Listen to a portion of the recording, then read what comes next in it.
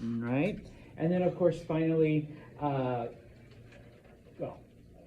I put commerce, not necessarily a technology, but yeah, because people had to buy and sell and exchange, and because Mesopotamia had a lot of food, but not a lot of anything else.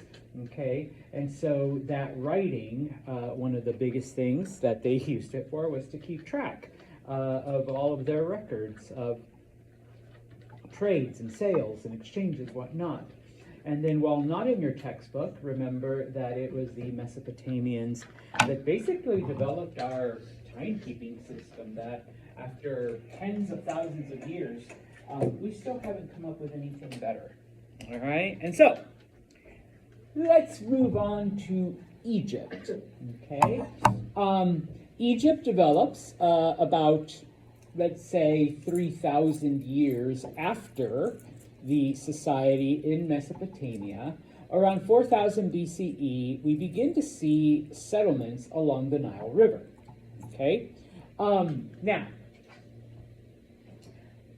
like I said, it happens the same way that it happens in Mesopotamia. You have the water, the Nile floods, they develop crops, and they even develop the same crops, wheat and barley. Okay, and then some people do the animal thing, and so, you have the pastoralists and, the sheep, the goats, like all of that stuff. So we're not really getting into that. One of the big differences, though, is that by the year 3100, so it only takes them 900 years, the entire area has come together as Egypt, right? They call themselves Egypt. Whereas in Mesopotamia, it took several thousand years, and even then, first you had Sumer in the south, and you had Akkad in the center, and then the king of Akkad went out and conquered everything, through war. And once again, that took a couple thousand years to bring all of that together. In Egypt, it happens over 900 years. They do it relatively quickly. And there's a reason why, which is at the bottom, okay? And so that's why I just put here, their development is similar to Mesopotamia, food, people. Not everyone has to farm, so we get the development of trades and craft and all that, okay? Now, what is the difference? Why does Egypt unite so much quicker? All right, even though they follow the same basic development. Okay, number one, the Nile was more stable of a river than either the Tigris or the Euphrates. Okay, and so they knew when it would flood. They knew how long it would take for the waters to recede. And so they planned everything around it, okay? And so they knew that at some point, they could plant, they could harvest, okay? And of course, they knew that after X amount of time, we need to make sure that everything is up on high ground. We need to make sure that we build walls. We need to make sure that nobody's in the path of the danger. And sure enough, the river would flood. Okay, and then it would recede and they could continue with their life.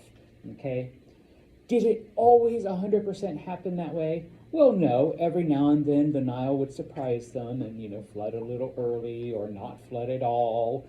But for the most part, the Egyptians were able to time their lives according to the patterns of the river, and so their rhythm was a lot more regular.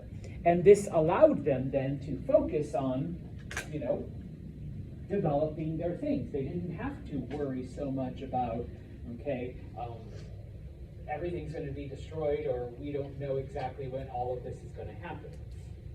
The other thing, and this had to do with geography, okay? To the north of Egypt, directly north, was an ocean, all right? So you can't go much farther, okay?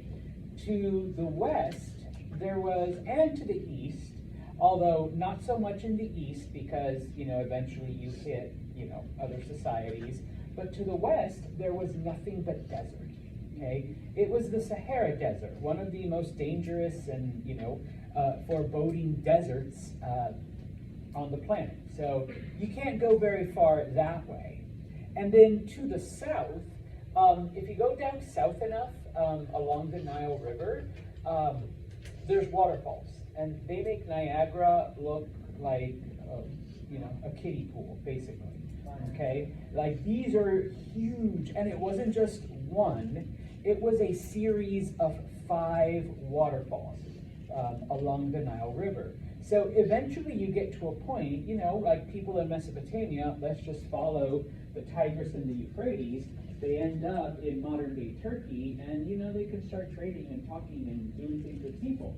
Well, in Egypt, you eventually get to a waterfall, and if you somehow manage to get past it, there's another one. And if you manage to get past that one, there's another one.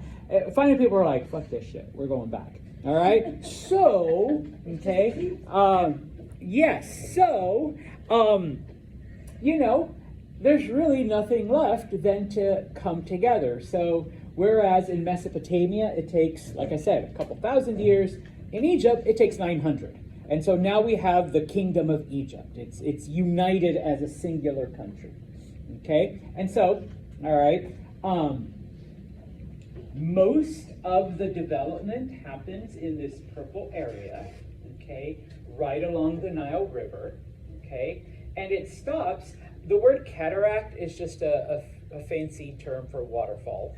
All right, so the very first one, boom. Beyond that, they don't go.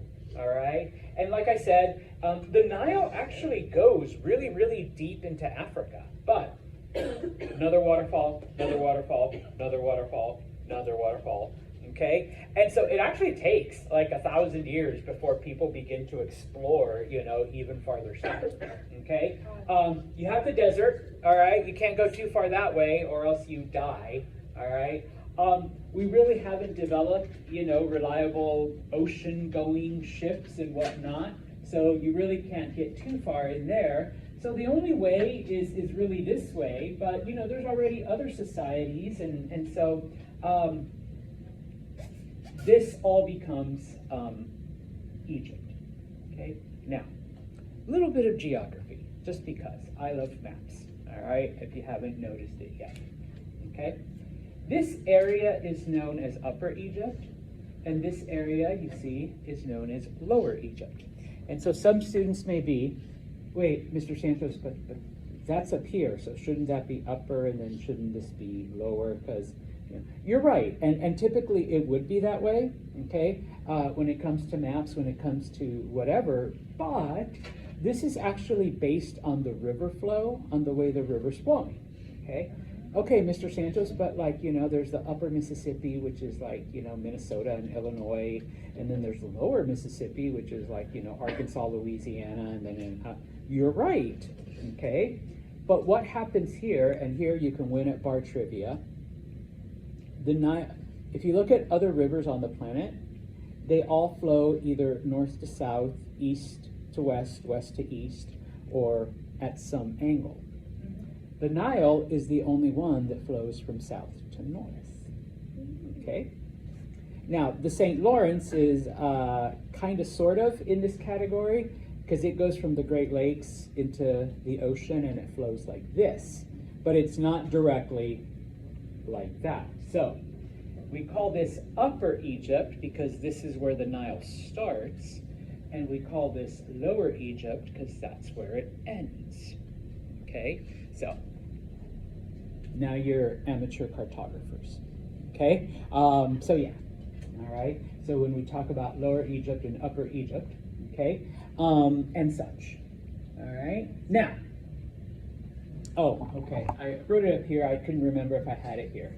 Okay, so like I said, we're not really going to get into too much into the development of early Egypt because just, cut and paste from Mesopotamia, all right? It develops the same way, all right? If you want a detailed Egyptology class, well, we can transfer, all right? That's what I had to do.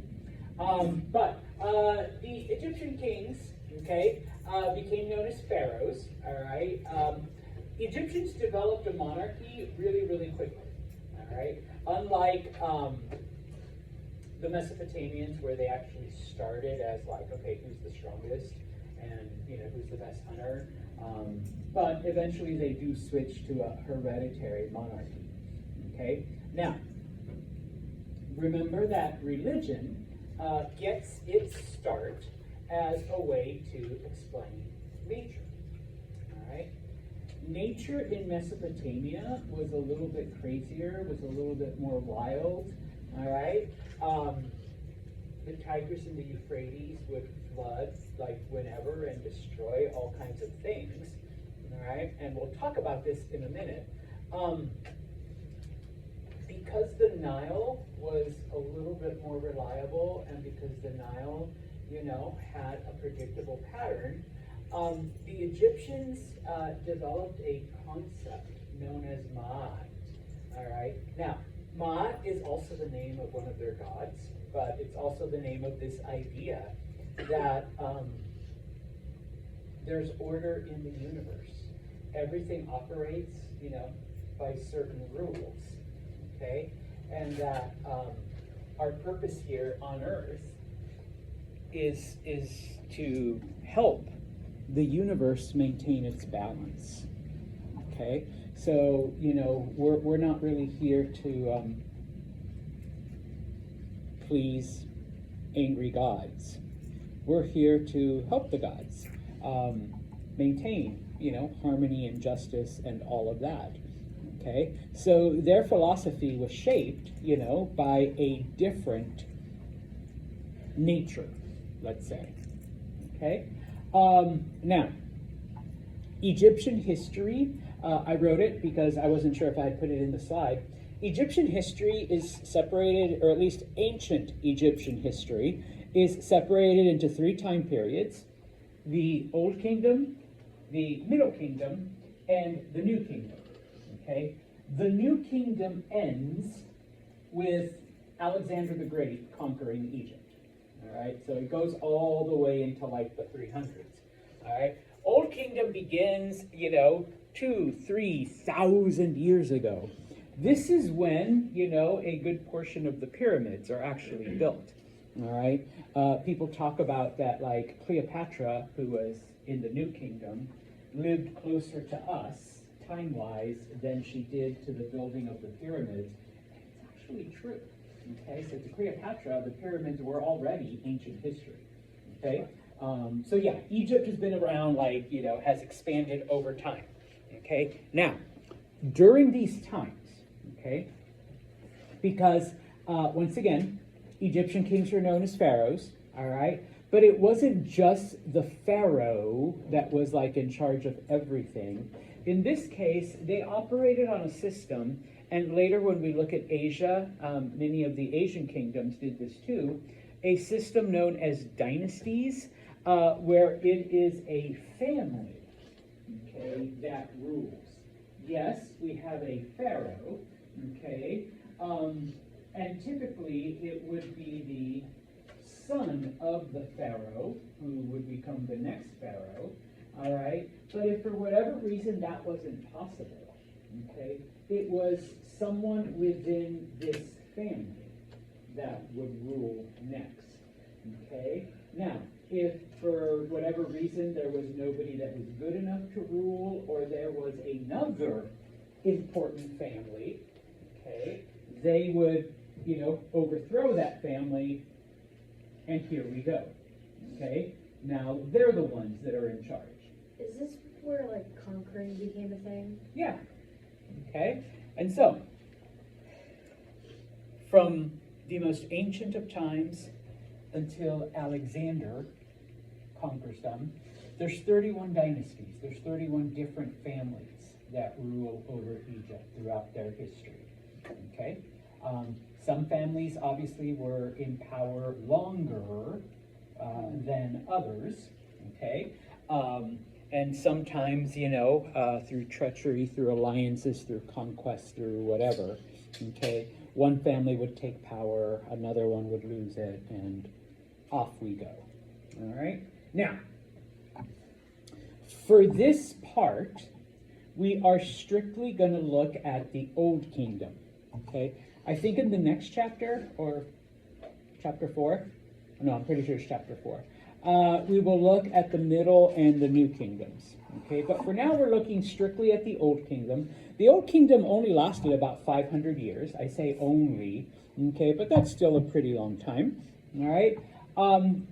As I said already, it is during the Old Kingdom that the most, not all, but most of the pyramids are constructed. All right, so you go to Egypt as a tourist now, you know, you're basically walking around 5,000-year-old structures. Structures that were already, you know, over almost 3,000 years old when Cleopatra, you know, was queen. Okay, type of thing. All right. It is during the 3rd and 4th dynasty that the Great Pyramid of Giza is constructed. You know, it is so big and so immense that for 2 families were the ones that had to, like, you know, complete it. Okay. Now, I don't care what you read. I don't care what conspiracy theories you subscribe to. You know, it was aliens. It was, you know, space lasers. Whatever. No. Okay. They were ancient gathering places. They were, you know, that's where, I don't know. I've heard they were post offices, which they weren't. Yeah, I know. All kinds of shit. They were tombs for the pharaohs and their families. Okay. If you were just an average person, you did not get a pyramid. I'm sorry. Yes, you were buried in the ground. Okay. If you were the pharaoh, if you were a member of the royal family, then yes. Okay. Now, if you were like, well, I guess I can talk about it in a little bit. All right. Because if you were a common person, I mean, I suppose you could be thrown into one of the pyramids, but only if you were like the pharaoh's servant, and sometimes if they had a favorite one. You can't go to the afterlife without your favorite servant. So they would be killed and mummified and thrown in with you, type of thing. All right. But otherwise, they were royal tombs. That's it. Okay. Sorry. So what you're saying is, like, if Pharaoh died and had a favorite servant, they would automatically be killed? Wow. So, like, That's why you also find mummified cats, because you took your pets too. Egyptians believed you could take it with you. that is, like, so weird. It's I like, know. hey, I died. You're coming with me. That's right. I'm taking my stuff. I'm getting all my stuff buried in my coffin with me. All right. So. It's like 50-50. He's like, oh, I'm so glad. I'm the Pharaoh's favorite. I was like, oh, wait, oh, no. Yeah, you better make sure you're not by the time he dies. All right. Now, Egyptians were also polytheistic. Okay. What does polytheism mean? They believed in multiple gods. And so because of this, okay, they had an elaborate system of worship, okay, just like the Mesopotamians did, number one. Number two, okay, because along with all of these gods, the Egyptians also had goddesses, okay? Yay. So, you needed priests to administer, you know, to the different gods. But ladies, a little bit of freedom for you here, if you wanted to, you know, be religious. They also had priestesses that would carry on different ceremonies or whatever for the various goddesses. Okay, so little bit of advancement in women's roles here. Okay, if you became a priestess, then no cooking, no cleaning, no babies. All right, so, you know, yeah, devotion to the goddess. Okay, and so, yeah, they had all kinds of temples, they had all kinds of rituals, and everything was different according to which god or goddess, all right, you served. Like I said, overall, all of these things, okay, led to the continuation of Ma'at, this order and harmony and you know, balance of the universe. Okay, That's who you served as a priest, as a priestess, and as a worshiper. Okay, it was your job, I guess, as a follower, to help in bringing about that. Okay, now, when it came to the pharaohs, okay, and to a lesser degree their families, okay, unlike Mesopotamia, where they felt that the kings were chosen by the gods, okay, the Egyptians took that one step further and believed that the king was not just chosen, but was a literal descendant of, in this case, the sun god. Okay? So we're not just picking someone that the gods have chosen. We are picking a descendant of the sun god. Okay? It was felt that the pharaohs and his family had sun DNA in them. They were part god. Okay? Now, I put up a couple names here, Re, Ammon, and Ammon-Re, because over time, okay, the sun god took different names, and sometimes certain gods were blended together and given the qualities of other gods. Okay, all of this changes over the thousands and thousands of years of Egyptian history. Okay, so that's why I just put the sun god. All right, you don't need to remember. And it also depends on the translation. Some people call him Ra, so Ammon-Ra. The one that I learned was Re.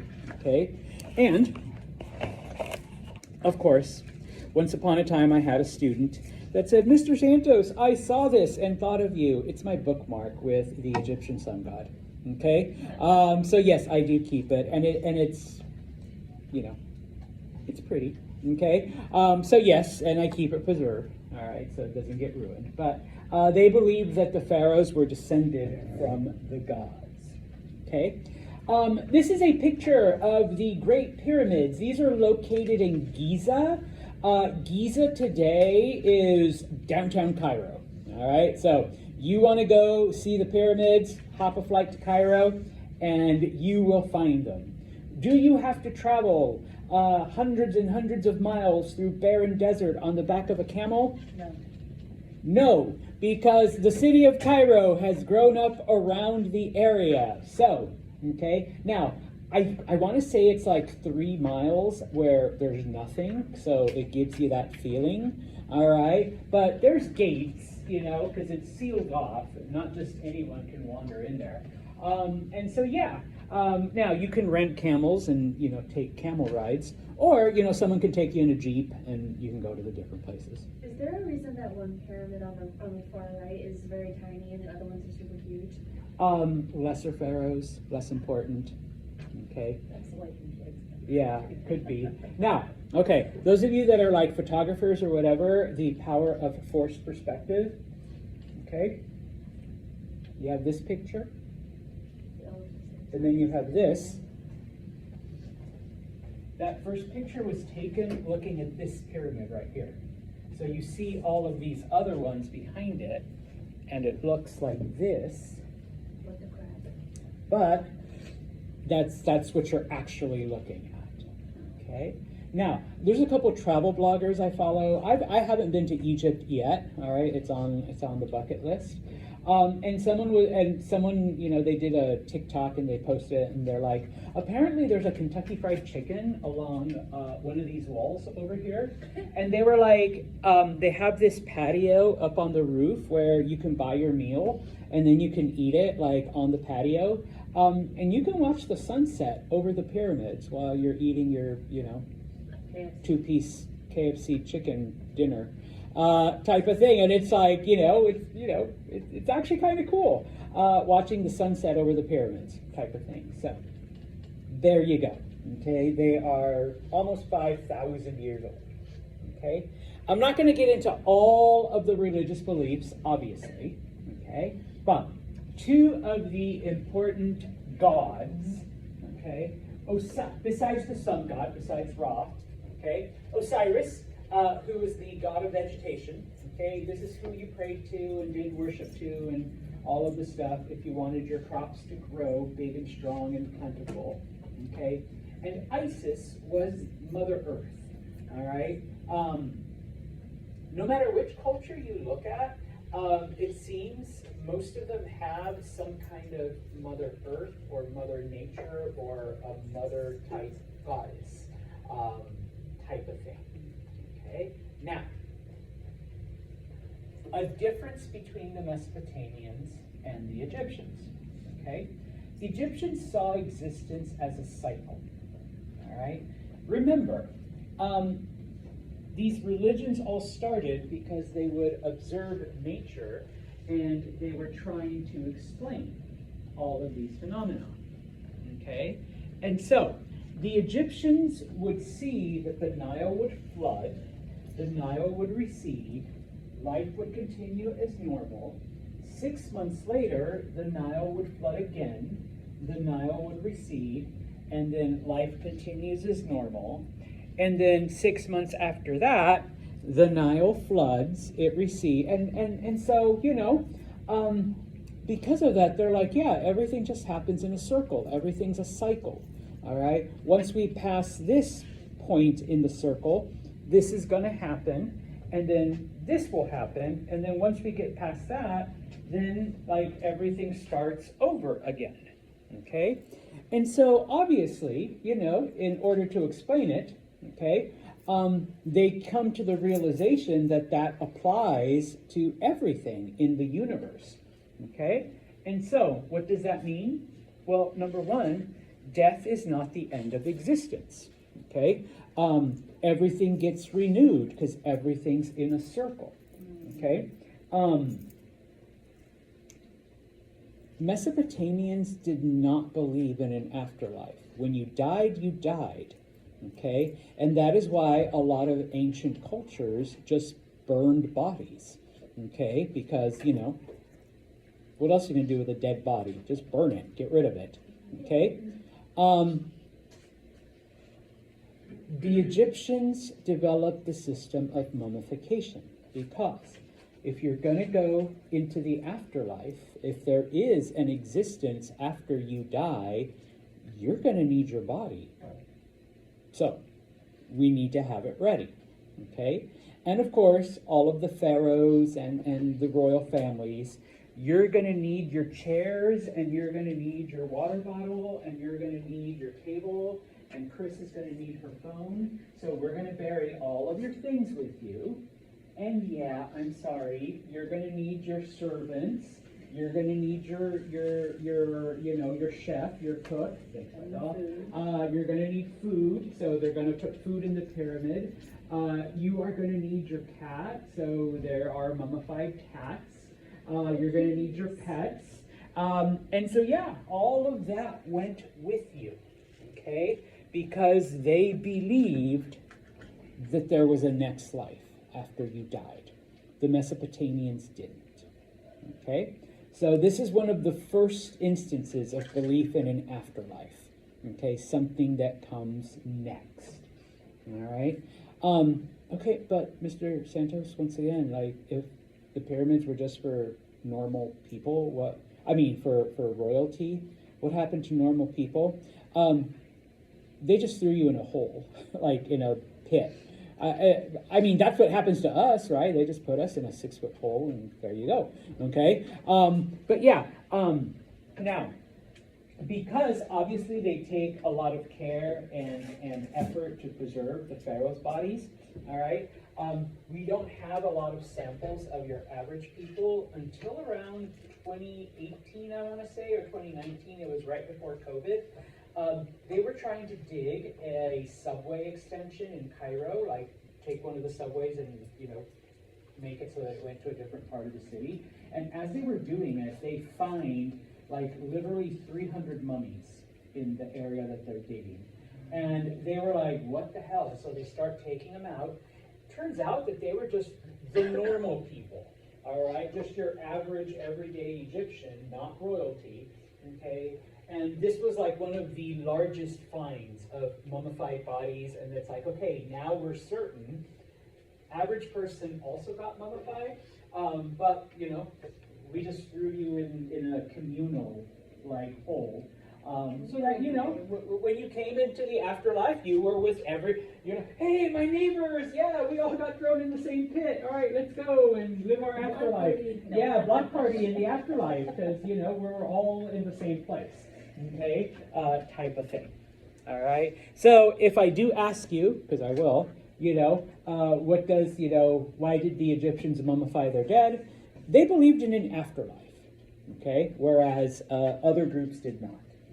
Okay, now, the Egyptians also developed a form of writing. Now, and it comes with all of these discoveries. For the longest time, everyone was like, yeah, Egyptians, hieroglyphics. Egyptians, hieroglyphics. That's their writing.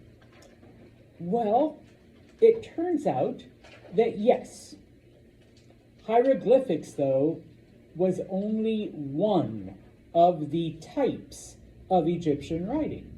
Okay, hieroglyphics was the formal, the fancy writing, what you used for the royal families or for religious ceremonies. Okay, it wasn't until the discovery of these other common people and mummies and stuff that we realized that they also had a type of writing called hieratic that was used for everything else. Okay, so a little bit more I don't want to say advanced than the Mesopotamians, but if we're talking about the pharaoh, bless you, we used a special form of writing. If we were doing religious ceremonies, special form of writing. I'm just talking about Emma, who's just like your average, normal Egyptian, day-to-day person. Then we use a different form of writing for that. Okay? Now, over time, and this is like now we're talking about late Middle Kingdom, early New Kingdom, the Egyptians realized this is ridiculous. Why the hell are we using two different types? And so at some point, they developed a writing called Demotic, which is the same for everything. Like, you know, why are we separating this? All right, let's just simplify things. Okay? So, what is Egyptian writing? Well, very, very similar to cuneiform in that you have pictures, once again, and those pictures represent sounds, and you put those sounds together to form words. Okay? Just like cuneiform, though, some of those pictures represented abstract ideas. Okay? And so we can use the example of emojis once again. Okay? I send you a happy face emoji. All right? What am I trying to transmit to you? Yeah, you know, I'm happy. Like, you know, Chris asked me, how's your day? I send her a happy face emoji. Oh, he's happy. He's having a good day. Okay? And then, you know, I text Chris back. Don't criticize my writing, okay? Because this is how the emoji shows up. I send a coffee cup with a question mark. All right? So what message am I sending to Christiana? Yeah, you want to get some coffee? And then she just sends back, this is a thumbs up. All right, just a thumbs up. All right, so what's she telling me? Yeah, all right, let's go get coffee. So, you know, that was basically this.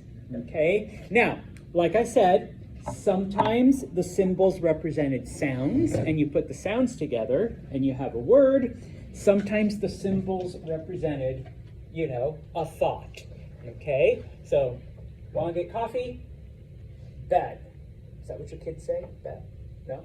Yes? Okay, yeah. All right. Chris is like, yeah, don't say it again, Santos. All right. But yes, yeah, bed. We're getting coffee.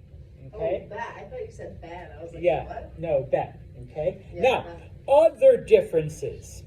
Whereas the Mesopotamians used stone tablets, okay, Egyptians developed a very early form of paper known as papyrus. And yes, this is a a reproduction of papyrus. So is the bookmark that I showed you.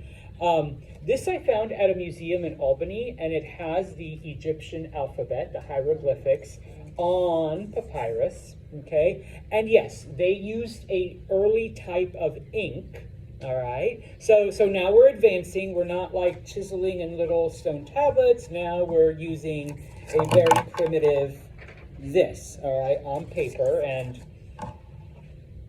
it's a gel pen, so it's as close as I'm going to get to like a feather and all right. But yes, a very early paper was papyrus. Okay. Now this is just a little bit of history because we're in a history class. Okay. Once Egyptian society collapsed and all of this, and it was taken over by Alexander and the Greeks and the Romans and, then Muslims and then, blah, blah, blah, blah, blah. Fast forward to like the 1700s, people are finding pyramids, people are finding all of these symbols, and nobody has an idea as to like, oh, look at these pretty pictures, type of thing. It wasn't until 1799 when Napoleon conquers Egypt and he discovers something called the Rosetta Stone. Today, when you think of Rosetta Stone, you think of a language software, like you can download it and it helps you learn different languages. Well, it gets it from this, because on the stone, there was pretty pictures, there was other pretty pictures, and then there were Greek letters. Now, everybody spoke Greek who was educated during this time.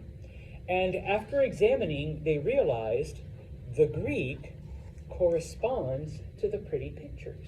And so they were able to translate. Yes, that was their app. That's like the earliest translation app. And so suddenly people are translating all kinds of Egyptian, and that's how we know everything that's on the pyramids. Okay, now I'll finish up with this. Okay, this is sample of hieroglyphics or different types of symbols on an early form of papyrus. In addition to various symbols, Egyptians would also like draw, they'd illustrate their writing type of thing.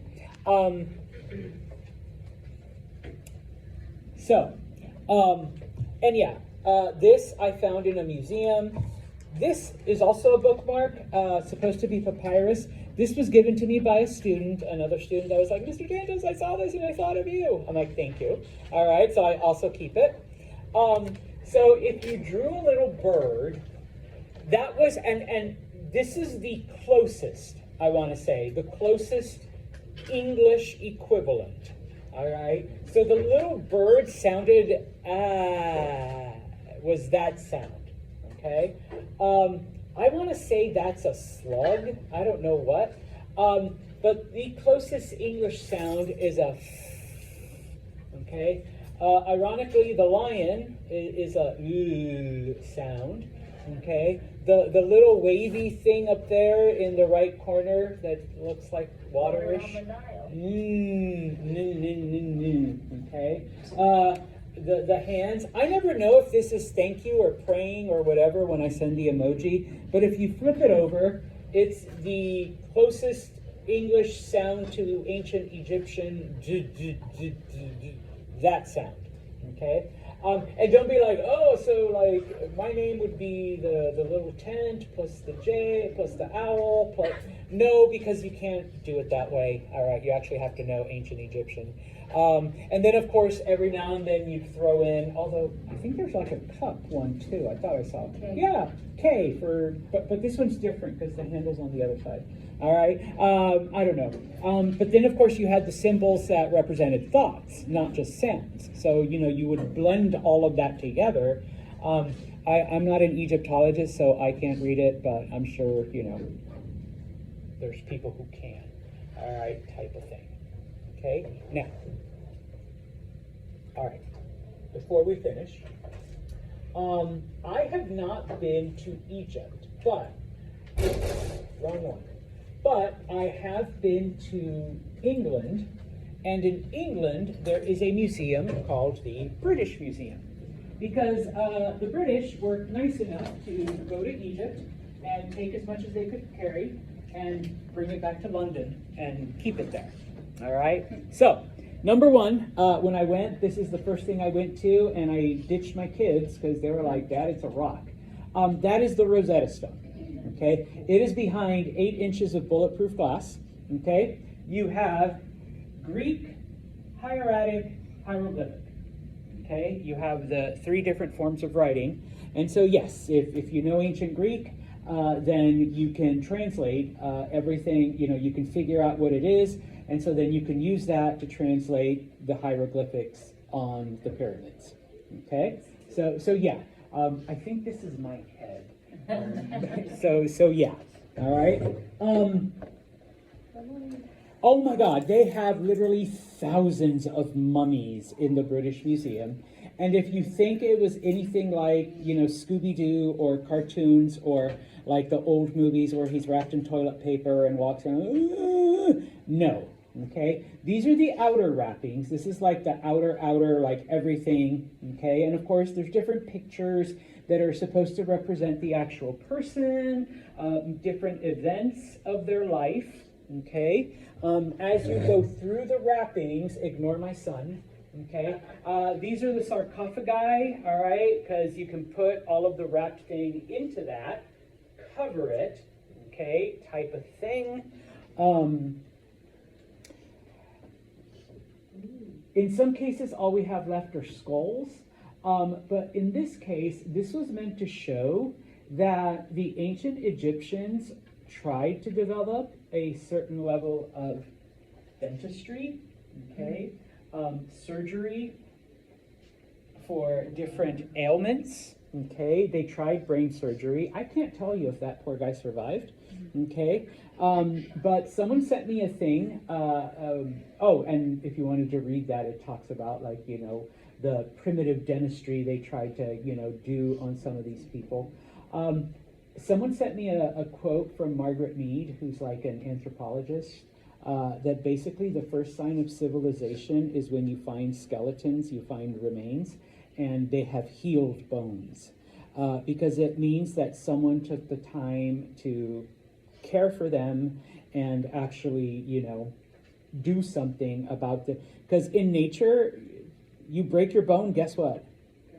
Yeah, you're tiger food. All right.